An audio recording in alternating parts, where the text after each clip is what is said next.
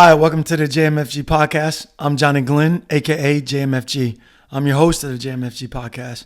Here on the JMFG podcast, our motto is just making families greater through sharing stories of my guests. Today, we're releasing the JMFG podcast, which is our first episode. We're releasing on the 4th of July, Independence Day. And I thought, what better day to release our podcast than the day of Old Glory. And with me today, I have Javier Colon, which is one of my best friends. He's a 2011 Voice winner. Very first winner of The Voice, actually. So with no further ado, Javier is going to kick this thing off right on our first episode by singing the National Anthem. Javier? Let's do it. Put this down.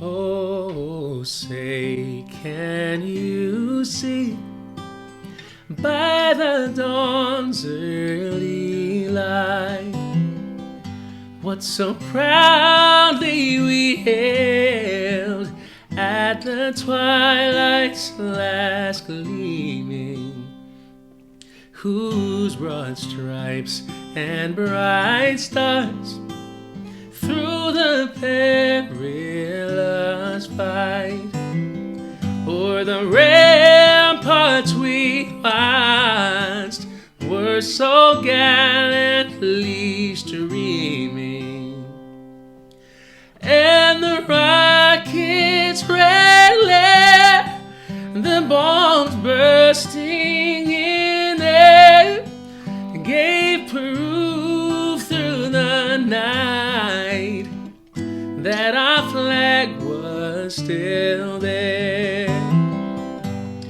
Oh, say, does that star-spangled banner yet wave o'er the land of the free and the home of the brave?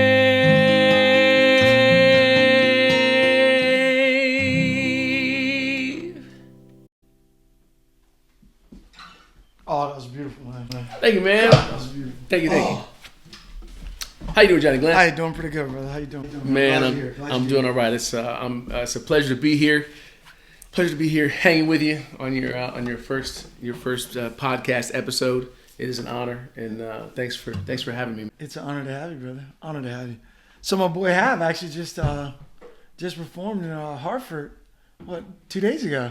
Yeah, a couple days ago, we did a nice performance with the Hartford Symphony Orchestra, which was also an honor to get to do. It was their Celebrate America show that they do every summer, and they asked me to be their special guest. I was happy to do it. Got to sing America the Beautiful and some of my favorite songs from Broadway and just one of my favorite songs in general, a song called Hallelujah, and it was really fun. It was really fun, man. Yeah, and you made an appearance. I didn't know you were coming. You surprised me, which was awesome. It's not the first time you surprised me. You gotta buy a ticket last minute and come and show up, man. I appreciate you being there, man. It was awesome to see you there. Yeah, it was a great show, man. When I heard how excited it was in your voice, I was like, man, I gotta go check out this show. And once you told me, the theme of the show is just about America, I was like, oh yeah, I'm definitely going to check this out, man. There you go. So having said that, what makes this day so special to you? I know people do their barbecues, 4th of July, and, fireworks and the whole 9 yards, but what makes it special to you?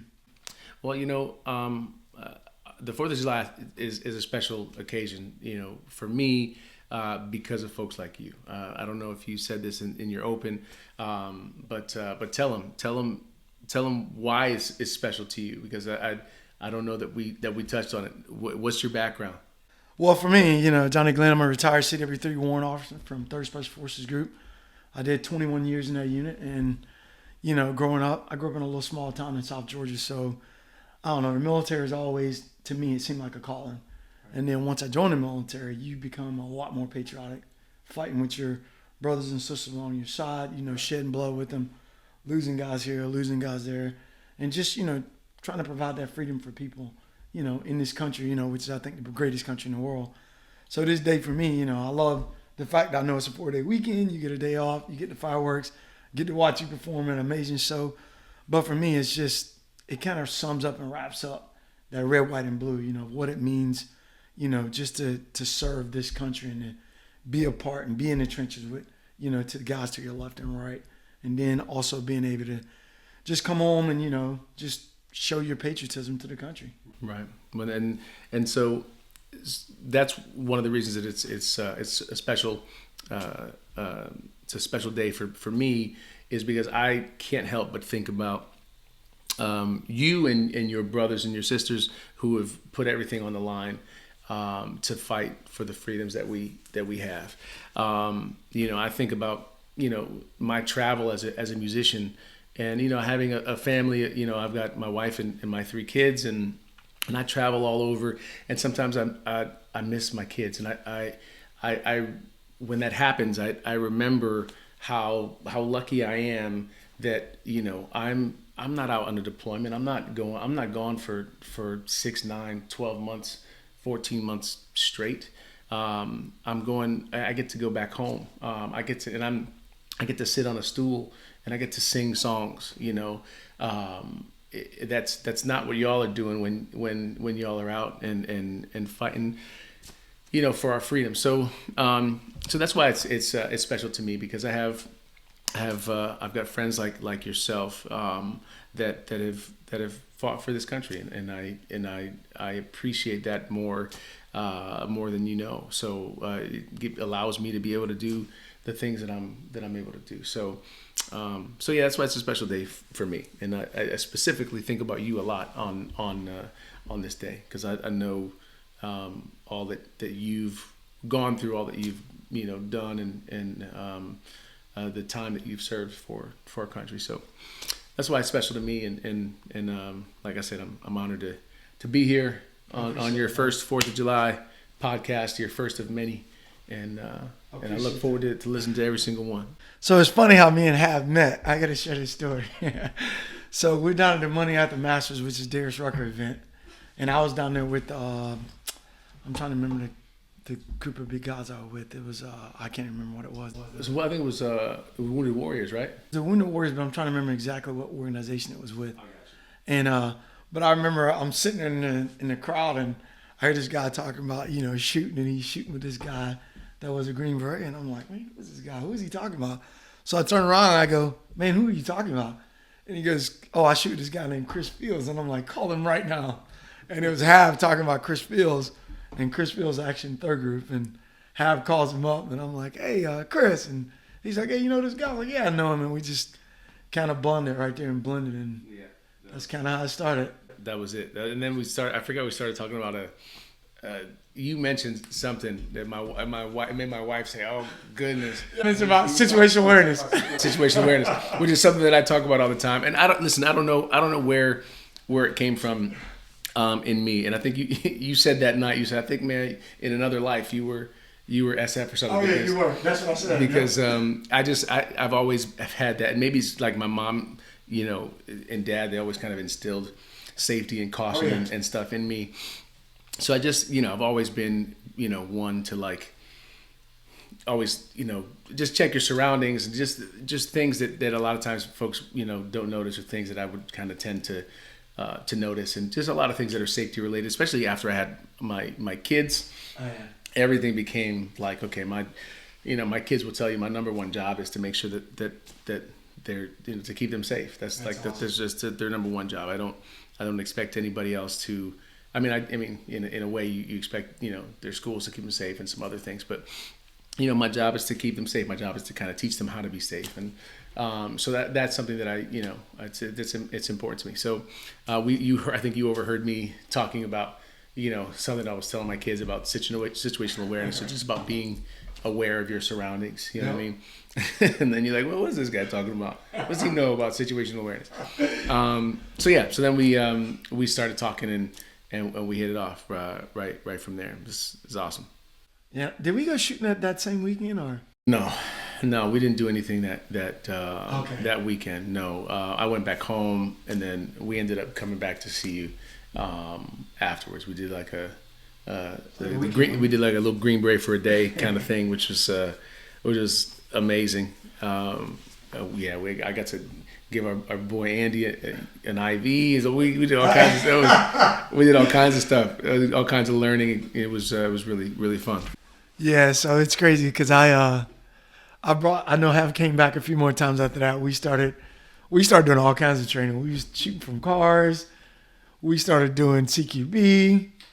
We did some fun. Some fun stuff that you can't really do anywhere else. Yeah. Just some different kinds of training. Just put you in some different scenarios that you'll never usually find yourself able to do outside of having an opportunity like this. And which was awesome, I got to say, because you and Andy both, because Andy was a prior Marine guy, which is a great friend of ours. So send a shout out to our guy, Andy. My dude.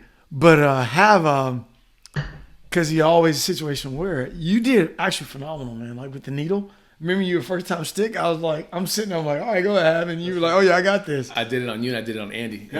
That's right. And you were first time going, all that stuff, man. Bevel up, that's it. Right, I remember, yeah. Get a flash in advance. So that's right. I gotta recertify on that.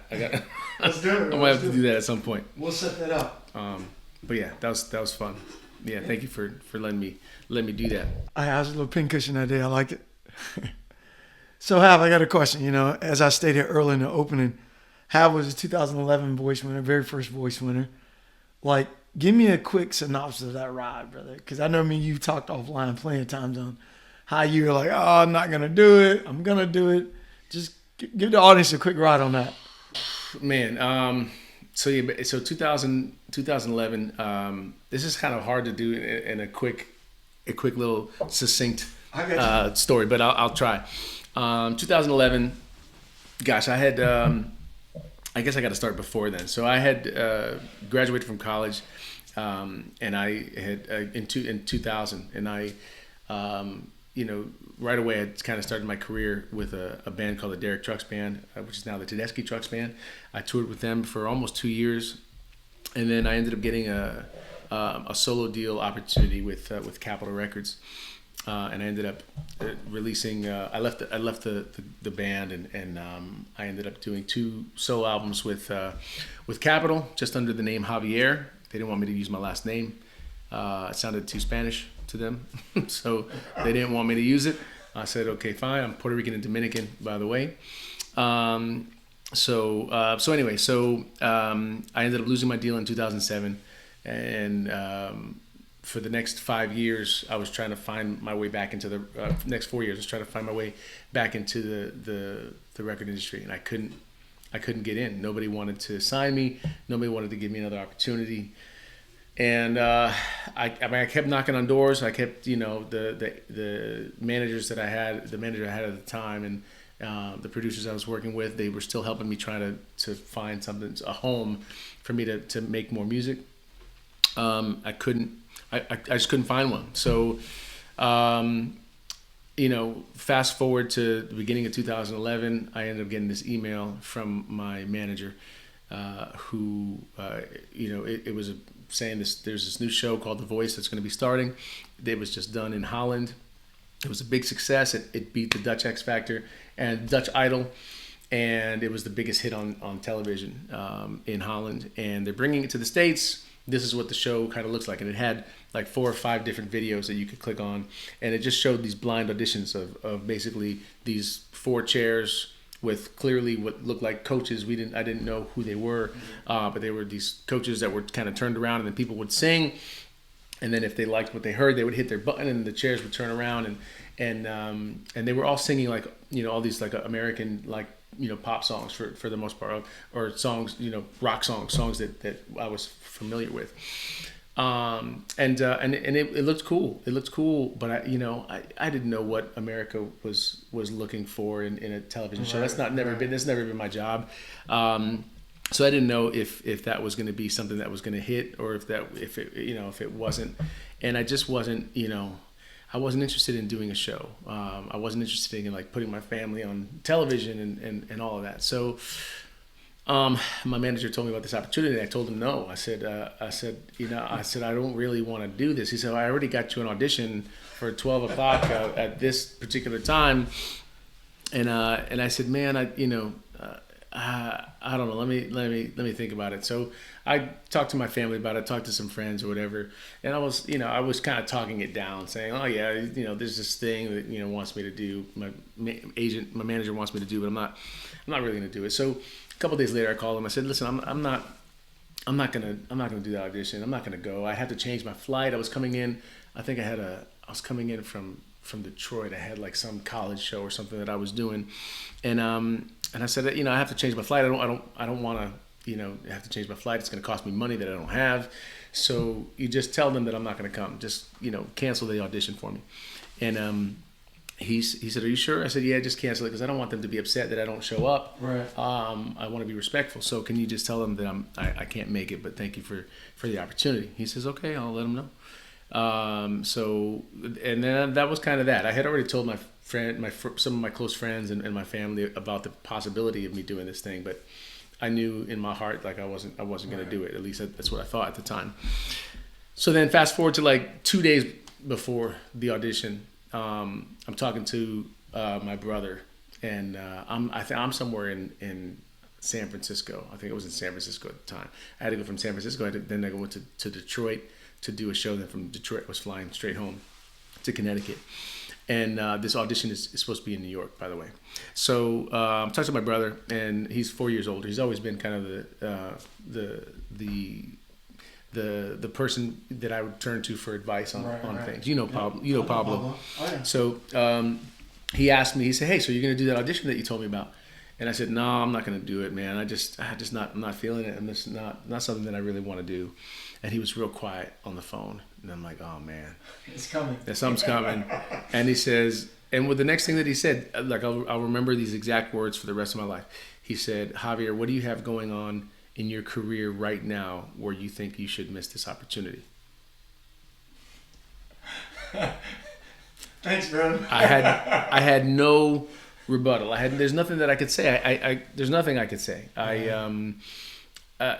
that time, my wife and I had our 2 baby girls that were not even 2 and 4, and things were difficult. I was still doing music stuff. I was still doing some shows and stuff in colleges and whatnot, but it felt like the well was running dry. It felt like there was like an end to this. We were having more and more issues, kind of trying to just pay for our basic stuff, and things were kind of coming to a head at this point, and I knew that something needed to change. So when he said that, I was like, touche. I said, you're right. I don't really have any light at the end of the tunnel. There's no record deals that are waiting for me. There's no person that I was supposed to call back that I haven't called back that might have something for me. Like I've got nothing. I've got nothing that's waiting for me that's going to help me, progress my career. So I said, you know what? I said, fine. All right, let me call my manager and see if I can get that audition back. Nice. So I hung up the phone with my brother. I called my agent and I said, hey, did you cancel that audition? He said, oh man, I completely forgot. I'll call him right now. And I said, don't call him. I'm going to go. And he said, yeah? I said, yeah. He said, okay, I won't call him. I said, actually, can you let them know that I might be a little late because I had to fly in. I said I had to fly in I had to change my flight so that I could fly in earlier from Detroit, but it still wasn't going to give me enough time to get to Hartford and then drive from there straight from the airport to the audition. So I asked him, I told him, I said, I'm going to be there. It might be like a half an hour late, but I'm going to get there as soon as I can. Right. So I flew home. I got in the car at like 10 o'clock.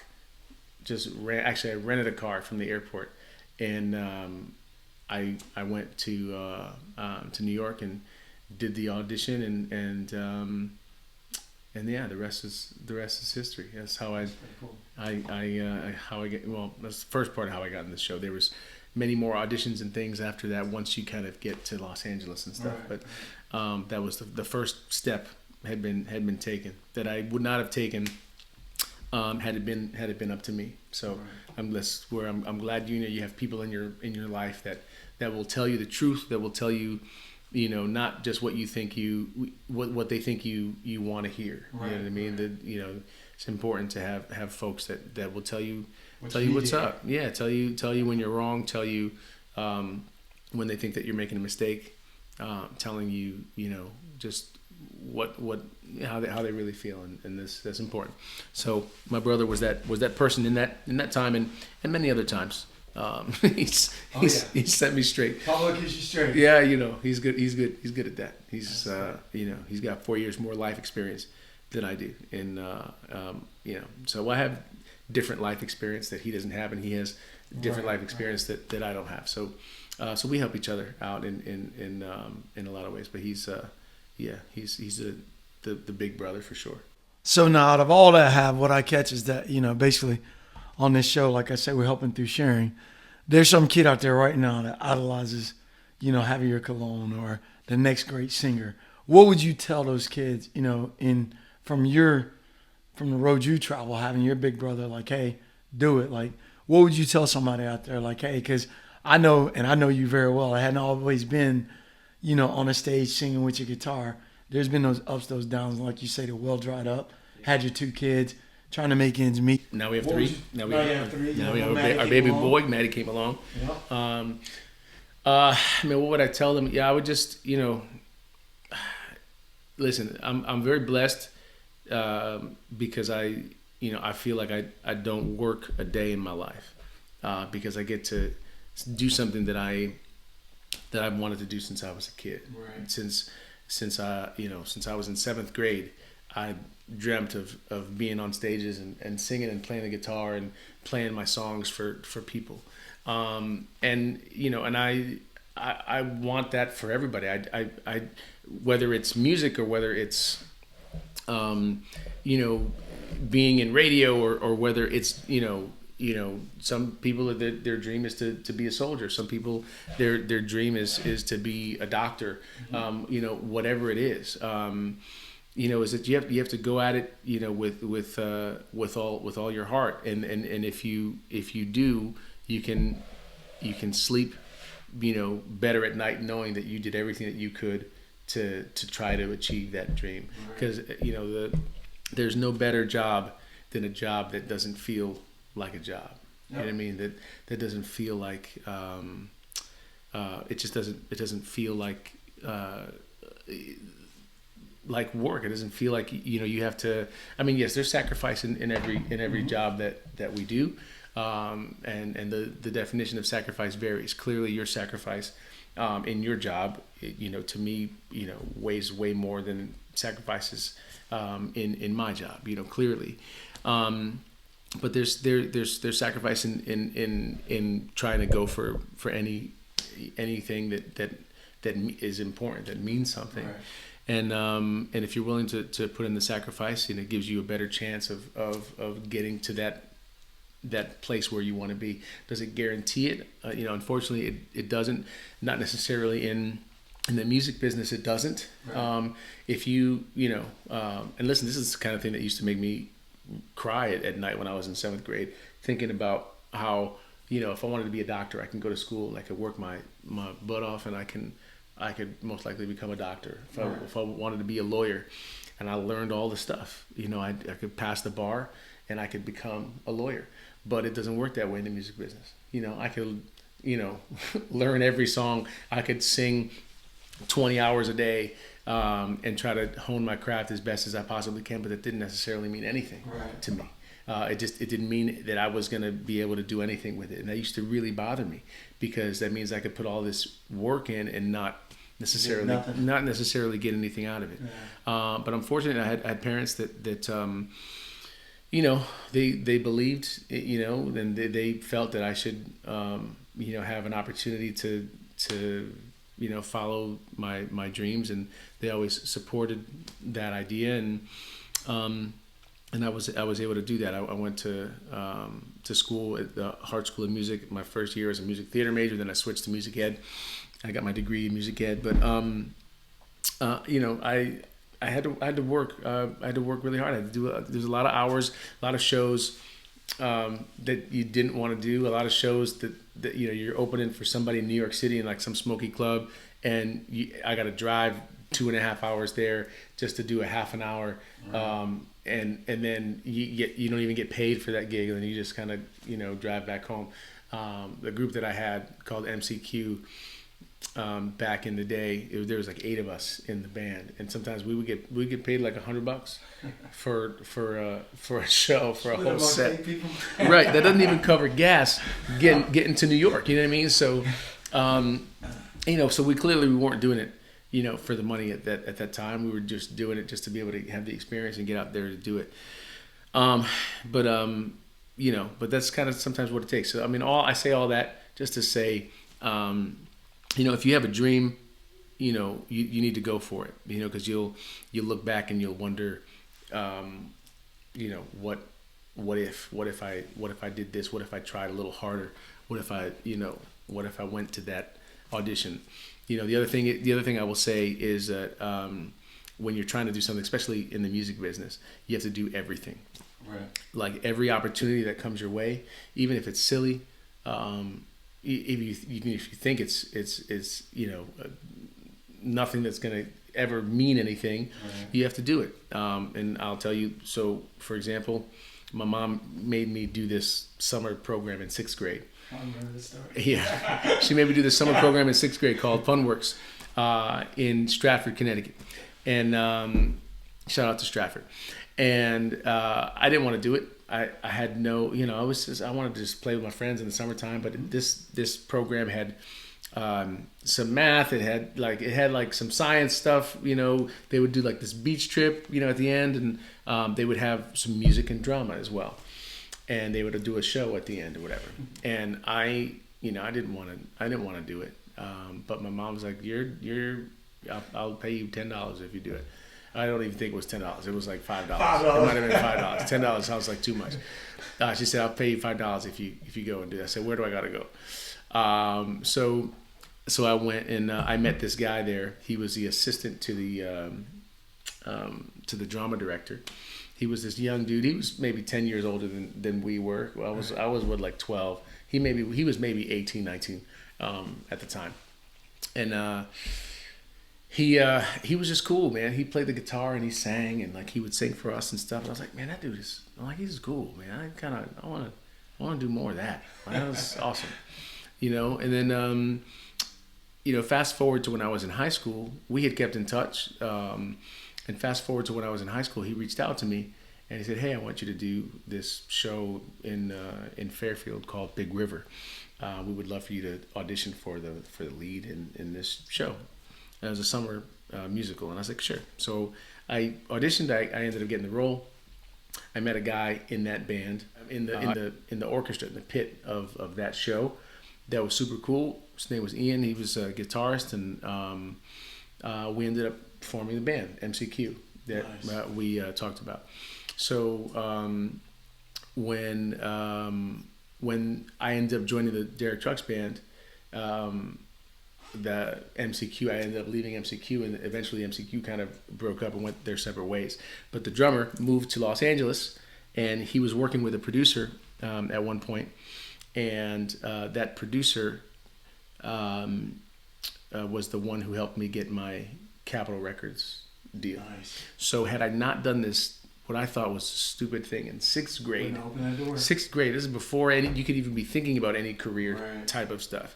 If I didn't do this silly thing in 6th grade, I wouldn't have met the people that were put in my life that made that first major record deal happen for me. That's awesome. So that's why I say, you have to do everything and anything that you think would get you in front of people. The more allies you have in this business, the better off you are. The more people that are going to say, "Hey, you know what? I can't do this gig, but let me call my guy Hav, and he can come." And then you end up meeting more people, and the more people you meet, the better off you are in the entertainment industry. So that's my advice is to go for it.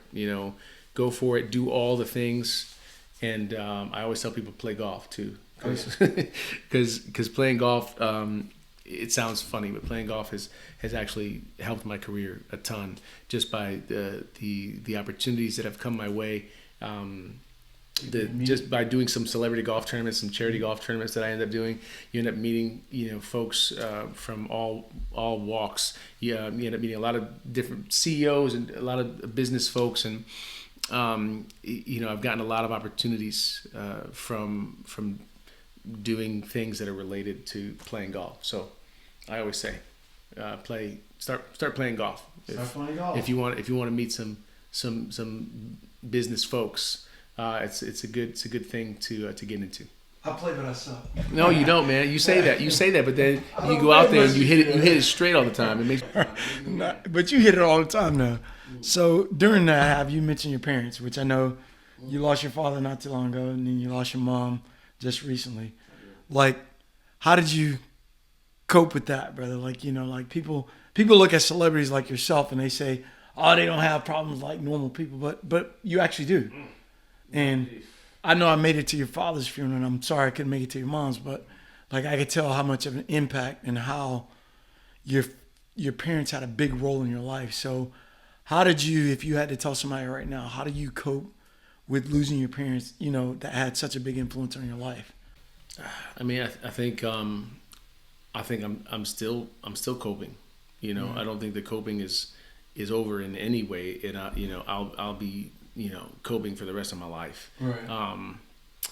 It's and I think something you told me, because you had lost, you lost your mom and dad just before me.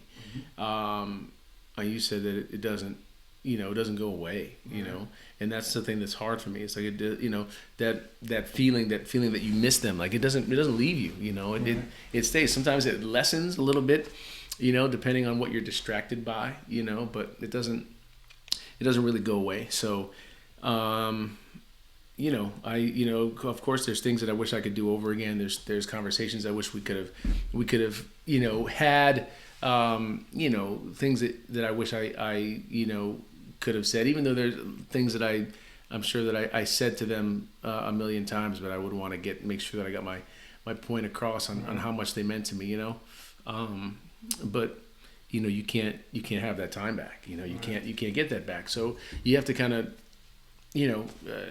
eventually you have to kind of come to grips with the fact that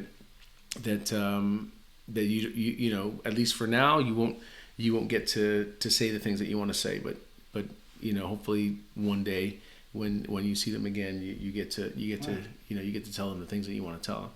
But yeah, I see folks all the time. It's different once you lose your parents. You see people on Facebook that or wherever somebody loses their parents, like you're like, man, and you just instantly what they're feeling, and like I feel drawn to reach out to them and just to send them some messages of love and support, because man, you need it in that time. It's hard. It's definitely the hardest thing that's ever happened to me in my life, that I know I'll never fully get over. So yeah, it's but yeah, it's and I appreciate you showing up, man. God, I had a good cry when I saw you show up, come in from South Carolina, North Carolina, to come in and see us in that time of need. It was It's like you said though, brother. I knew exactly what you were going through, and that's one of the reasons why I want to do this podcast. Like I told people, I wanted to release the 4th of July because I wanted the National Anthem sung because I'm patriotic. I know you're patriotic. And then 2 is just helping, man. Just like right now, you talking about your dad. I'm holding back tears right now because I know there's somebody right now that probably just lost their parents, and that is hard. Like, especially, whether they're good parents or bad parents, they're still your parents. And, once they're gone, they're gone. So I stress to my kids, just like you stress to your kids. I'm like, hey, let's go do something. My kids like, no, Daddy, we're going to do this. I got to get on TikTok. I'm like, hey, once Daddy's gone, you're going to wish, you're going to wish you had that one time I wanted to go to just McDonald's or take you to the farm and you didn't go. And it's like, but, I think, for the show, just helping through sharing, is just getting people to put those stories out there and just talk about, how you cope with it, and how you dealt with it, and how you moving on, every day, just taking one step in front of others. Because you think about it, we're blessed. And you said it earlier, we're truly blessed. God bless you with a voice. You're taking advantage of that. You're singing, which beautiful voice, by the way. You're singing and making other people happy, and you're sharing lives and sharing laughter, and making memories for people. So I think at the end of the day, like I said, if I get one follower, no follower, if I can help one person through sharing stories, just like with your amazing story right there, I think, it's going to be a positive. I think it's going to be a plus, and that's kind of what we're looking for. That's going to be great. Well, speaking of stories, this is your first episode of the JMFG podcast. Yes, sir. And I think it would be appropriate for you to share a story. I mean, I remember you telling me a particular story that, your Ranger School story. Oh God, man, listen, it's like written out of a movie almost. The way you tell the story. So I don't mean to put you on the spot, but I think the folks at home, being your first podcast, I feel like they should know a little bit more about Johnny Glenn. I'm gonna capture it quick. I'm gonna try to capture it quick as I can. Right, so give it to them. So I joined Special Forces, and I graduate. I become a Green Beret. I do a couple deployments as a Green Beret, which is a JSET. It's a Joint Combined Exercise Training Event, and it's usually where you go to another country and you basically train these guys on different what are they looking to get trained on. Well, I was an 18 Bravo, I was a weapons guy, I was a tactics guy. So we went to Africa and they wanted tactics. So I went over trained Ugandans, Tanzanians, and Kenyans. On tactics, we come back from Kuwait, and we kind of got screwed too as a team because we were over there a lot longer than we were supposed to be. And some of the guys left and came back. Well, I stayed with our guns so I can ride our stuff back. You want to bring your stuff back, make sure it don't get lost. And so basically what I did was I stayed there, I think, an extra 30 days, maybe a month. And so when I got back, we had all this time off, and guys was just going to the Four Winds, doing whatever they want to do. And I was like, man, I'm going to Ranger School. So I basically went up to S1, and at the time, back then, I think it was in 98, 99. S1 means what for? S1 is just like most people don't know, but S1 is like our admin. It's like your human resources. Okay. They're the one do all your paperwork, cut your orders and stuff like that. So I remember I went up there, the kid's name was Specialist Williams, if I'm not mistaken. So if you're still out there, get in touch with me. And I told Specialist Williams, like, hey man, I'm going to go to Ranger School. And he was like, hey, are you on the OML? Which OML is like our order of merit list. So our sergeant major would always put guys on a list, like you're here. Jav, you did good on your PT test, so we're going to move you up in head of Johnny Glenn because he sucked. So, and that's a list specifically to go to Ranger School? Yeah, well, that's just a list to go to any school. So the higher you on that list, the better the schools are. So most guys aren't fighting to go to Ranger School or scuba school. They're not going to the harder schools. They want to go to like Halo School. They want to go to the easier school where you get the cool badges. And, well, Ranger School, you're going to starve. You're not going to eat. You're going to lose a lot of weight. So basically this kid took Microsoft Word document. And back then you didn't have all the stuff you got now. Like a lot of stuff now, you log online with your CAT card and then it tells you where you're going. They cut your orders. Back then you basically just went up to S1, they printed your orders, gave you a copy. You made 6 copies and took them with you. Right. So he basically made my orders on a Thursday. I dropped on Ranger School on a Sunday, that Sunday afternoon, sign in, check in, and I messed up, man. And you know the story. I got a hotel room and that's kind of how I got caught. So I got into Ranger School. Day one, they call off everybody's name, and I'm the only guy standing there. And Ranger R.I. Thompson. So to clarify, so he gave you the paperwork, but fake is all I do. But it wasn't actual paperwork to go to Ranger School. It wasn't legit. They weren't expecting you. No, I was on nobody's list because you get a gains roster where if you go into a school in the military, they pitch on that roster and your order number matches where you're going to. Like you're going to a new job, you got a hiring packet, you go through all the paperwork. So you show up and they call everybody's name but yours because you're not on their list. You're not supposed to be there. I'm not even supposed to be there. So I'm sitting there, and that night, you show the Ranger School, you got to have a haircut like you got. Well, I wear a low fade. So what I did was I basically just took the lowest guard I had and cut my hair down. So I already show up with a low fade, but it's almost skin fade. Almost, right. So yeah, so after they call everybody, I'm standing there, and Ranger Thompson, if you're watching this, please get in touch with me.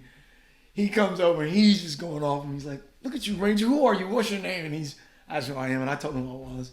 And then he looked at my orders, and they look legit, they look legit. He pulled out his list, he's like, we ain't got you no one on this list.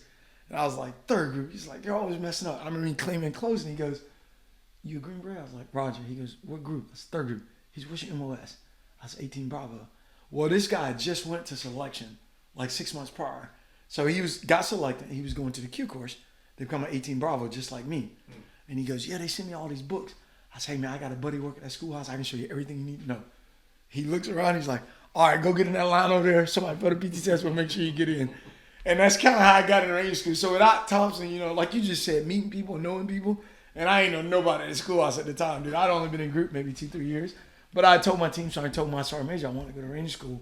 But it's just a process, you know. You got to go through the process. And I figured that'd be the one time I could take advantage of it, sneak into Ranger School. I had like 2-3 months off.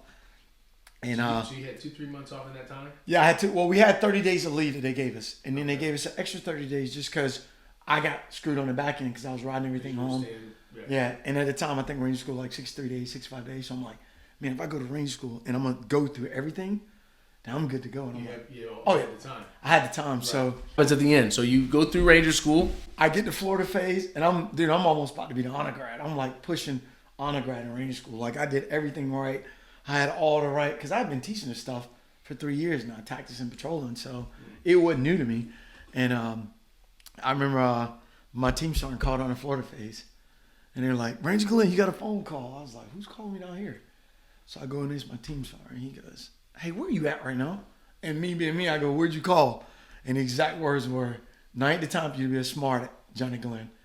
I go, oh, I'm down in Florida phase. Guy telling his voice like, you done screwed up. My team sergeant at the time was short, stubby, mean guy. You know, he's just like hardcore, old SF, like he's going to kill me. Was this after, were you weren't late for to get back there, were you? No. So you still were on leave. So I was still on leave, but what happened was we had this kid, one of our supply kids. It was either supply kid or support kid. He built a shed in his backyard, and back then, which you still get them, you get government credit cards. Or your government credit card is credit card. You can go use it wherever. Well, this kid had used his credit card to build like a $10,000-$12,000 shed in his backyard. Exactly. Not authorized. Didn't make his payment. If he'd have just paid it off, nobody probably wouldn't have said nothing. Like, all right, dude, it's your credit card. You messed up your credit. Right. But he didn't pay it off.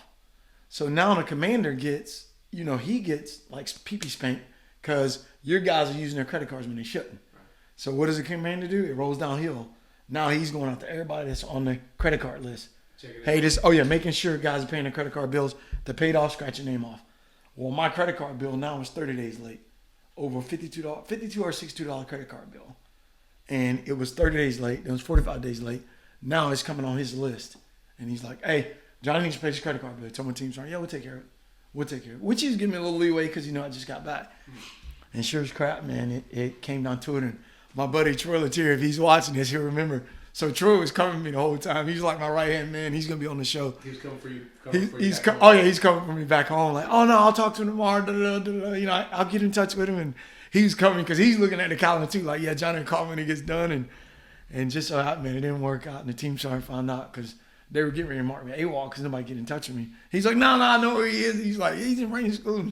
And then after that, man, it's like phone calls started being made. And so he had to tell them. Oh, he had to tell them. But he covered it. Troy, man, if I did something wrong right now, that'd probably be the first person I'll call because me and Troy and his birthday, same birthday as my brother, my older brother. So me and him always been like just peas in a pod, man. So he had me covered. He had my back. So you graduated in Ranger School.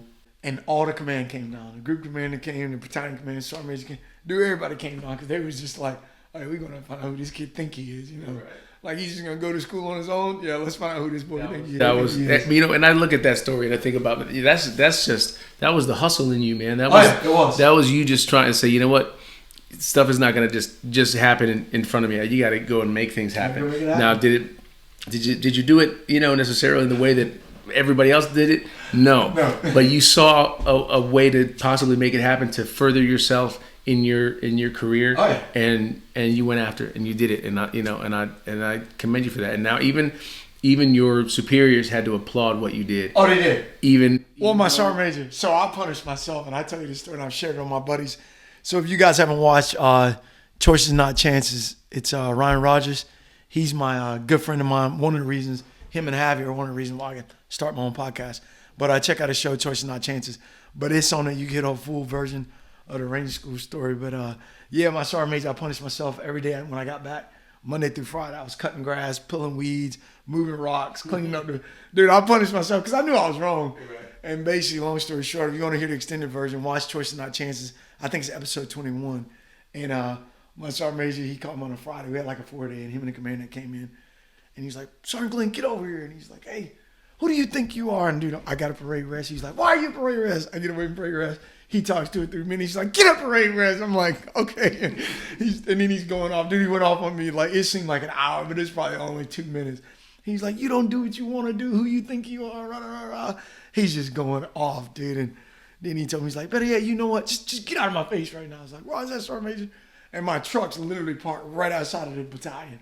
But I start running back down the company because I'm happy just to get out of his presence. Right. And he goes, Sergeant Glenn. I turn around, yes, Sergeant Major. He says, get this off my lawn. It was my lawnmower, weed eater, gas can. I go back up there. I grab everything. I look like a gypsy, man. I'm pushing everything, holding everything. I get down to the company. My team sergeant, a couple of guys from the team was there that day. And I walk in, and team sergeant goes, hey, what does Sergeant Major say to you? I look at him, I say, he ain't say nothing to me. I go, you know, he knows who I am. He's like, yeah, right. But the Sergeant Major still told me when I was walking off, he's like, hey, Sergeant Glenn. I said, yes, Sergeant Major. He's like, we got a thing called an order of merit list, and this is how we do stuff around here. And I'm the Sergeant Major. I'm the one that approves stuff. But he goes, that's going to make a kick-ass story one day. And when he said that, dude, I was like, Roger's that Sergeant Major.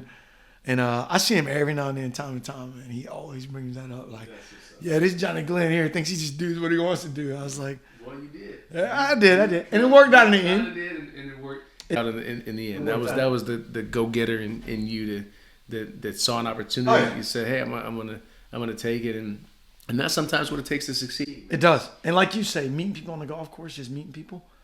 When I graduated that day, I was supposed to be the honor grad. We were supposed to go to a board. Well, what ended up happening, the kid that was graduating with me, he was an E4, I was an E6, getting ready to make E7. The commandant of the school at the time went to IOBC, I think, with my commander. And the Sergeant Major went to the Sergeant Major course with my Sergeant Major.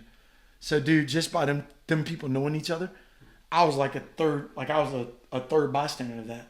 But them knowing each other, the commandant of the school told my commander, like, hey, is he one of yours? He's like, yeah, Roger that. And then he told him what I did, telling him, like, hey, being an honor grad for Ranger School for this E4 is going to help make his career. He's in Ranger Battalion.